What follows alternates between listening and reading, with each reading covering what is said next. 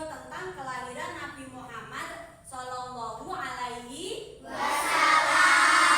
Katanya hidup dalam kecukupan dan sejahtera.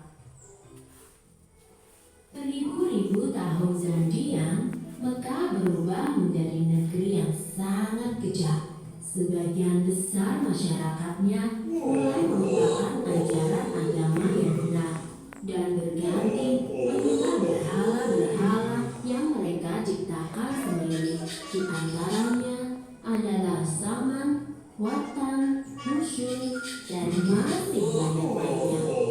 Pada zaman itu, ada seorang wanita soleh bernama Aminah. Suaminya bernama Abdullah.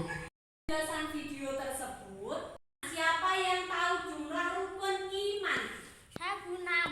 Ya, rukun iman ada 6. Selanjutnya, berapa jumlah nabi dan rasul yang wajib kita ketahui? Saya 25 nabi. Ya, 25 nabi. Terus yang terakhir, dari video tersebut, nabi siapa yang diceritakan dalam video tersebut? Saya Nabi Muhammad SAW. Ya, Nabi Muhammad Shallallahu Alaihi Wasallam. Di sini Bu Muti akan menjelaskan tentang arti iman kepada Rasul. Siapa yang mau membaca? Ayo, Syifa dibaca. Arti iman kepada Rasul. Iman artinya percaya. Iman kepada Rasul adalah Iman itu artinya apa? Iman itu artinya percaya. Iman itu artinya percaya bahwa Allah itu mengutus Rasul untuk apa? Menyampaikan wahyu kepada umat manusia dan sebagai teladan bagi umat manusia. Teladan itu apa toh Bu? Kayak gitu. Teladan itu sebagai contoh. Jadi Nabi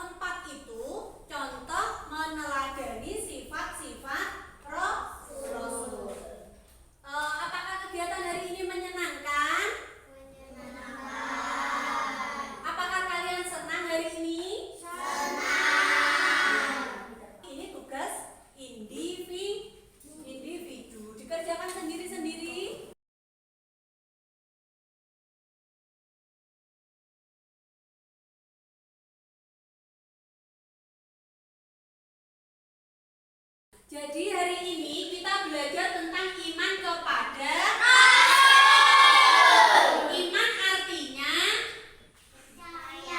iman artinya percaya bahwa nabi dan rasul